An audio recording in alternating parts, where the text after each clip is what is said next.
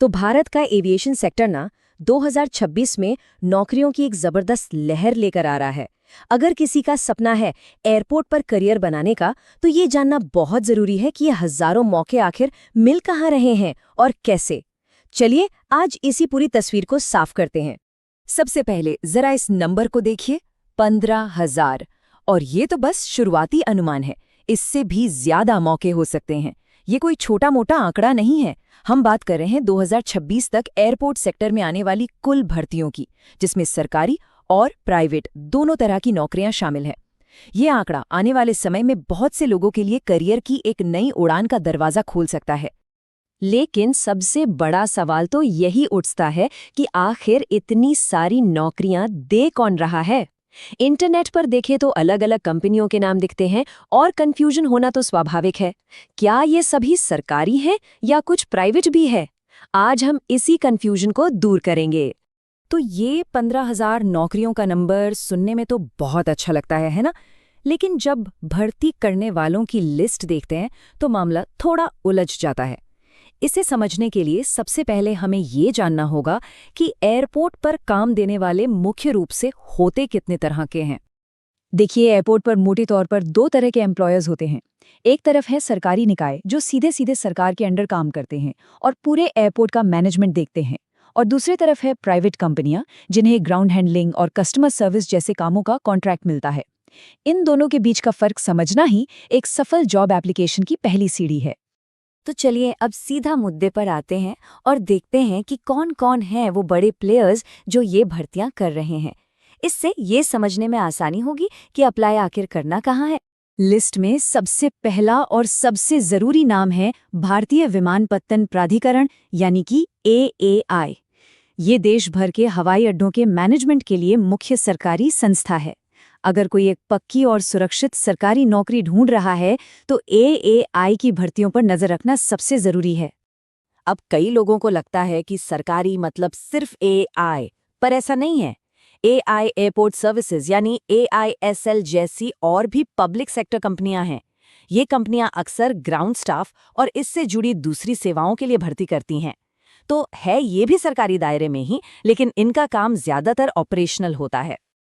अब इस टेबल से ना सरकारी और प्राइवेट का फर्क बिल्कुल दूध का दूध और पानी का पानी हो जाएगा। एक तरफ AII जैसी सरकारी संस्था है और दूसरी तरफ IGI एविएशन जैसी प्राइवेट कंपनी। फर्क साफ है, जॉब सिक्योरिटी में, अप्लाई करने के तरीके में, और हाँ, सैलरी में भी। AII में सैलरी का एक तय स्केल होता है, जबकि प्राइवेट कंपनियों में ये अक्सर कॉन्ट्रैक्ट पर आधारित होता है और बदल सकता है। ठीक है, तो हमने ये तो समझ लिया कि कौन नौकरी दे रहा है, पर अब बात करते हैं सबसे मजेदार चीज की, कि आखिर नौकरियां हैं कौन कौन सी। यहाँ हर तरह की क्वालिफिकेशन के लिए मौके हैं। देखिए, सबसे ज्यादा जो भर्तियां हैं ना, वो है एंट्री लेवल रोल्स के लिए। Airport ground staff, customer service, loader और हाउसकीपिंग, हजारों पद हैं। और सबसे अच्छी बात यह है कि इनमें से ज्यादातर के लिए सिर्फ 10वीं या 12वीं पास होना काफी है। ये बात इसे बहुत से लोगों के लिए एक बेहतरीन करियर ऑप्शन बनाती है। और ये चार्ट तो पूरी कहानी खुद ही बयां कर रहा है। आप देखिए, ये जो सबसे ऊंची वाली बार है, 10,000 से भी ज्यादा नौकरियां, ये सिर्फ 10वीं और 12वीं पास वालों के लिए हैं। इसके साथ ही ग्रेजुएट्स और एक्सपीरियंस प्रोफेशनल्स के लिए भी खास भूमिकाएं हैं, जिनकी अपनी अलग अहमियत है। और जब बात आती है सीनियर रोल्स की, तो वहां अनुभव का खेल शुरू हो जाता है। जैसे ओडिशा सरकार की ये लाइन देखिए, साफ साफ लिखा है कि डायरेक्टर जैसे बड़े पदों के लिए एविएशन सेक्टर का पिछला अनुभव एक बहुत बड़ा प्लस पॉइंट माना जाएगा। ओके, तो अब हमें पता है कि मौके हैं और कौन दे रहा है। अगला सवाल, इन नौकरियों को हासिल कैसे करें? मतलब एप्लीकेशन और सिलेक्शन का पूरा प्रोसेस क्या है? तो ये सफ़र जो है ना, वो आमतौर पर इन 4 पड़ावों से गुजरता है। शुरुआत होती है ऑनलाइन एप्लीकेशन से, जिसके बाद एक रिटन एग्जाम होता है। फिर होता है पर्सनल इंटरव्यू और आखिर में आपके डॉक्यूमेंट्स का वेरिफिकेशन। ये एक पूरी तरह से पारदर्शी प्रक्रिया है।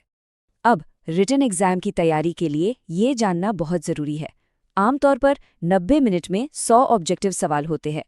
सब्जेक्ट्स भी वही हैं जो ज़्यादातर कॉम्पिटिटिव एग्जाम्स में होते हैं, जैसे जनरल अवेयरनेस, रीजनिंग, इंग्लिश और मैथ्स। और एक अच्छी खबर ये है कि अक्सर इनमें कोई नेगेटिव मार्किंग नहीं होती। चलिए अब आते हैं सबसे काम की बात पर। एक स्मार्ट एप्लीकेंट कैसे बने ताकि आपकी मेहनत सही जगह लगे और आप किसी भी तरह के झांसे में ना आएं। तो ये 5 बातें हमेशा याद रखें। जानकारी हमेशा ऑफिशियल वेबसाइट से ही लें, जैसे एएआई के लिए aai.aero। भर्ती करने वाली संस्था सरकारी है या प्राइवेट, ये जरूर पता करें। नोटिफिकेशन को ध्यान से पढ़ें और अप्लाई सिर्फ ऑफिशियल लिंक से ही करें ताकि किसी भी धोखाधड़ी से बचा जा सके। तो देखिए, एविएशन सेक्टर तो टेक ऑफ कर रहा है। सवाल ये नहीं है कि मौके हैं या नहीं, सवाल बस इतना है कि क्या आप इस उड़ान के लिए तैयार हैं।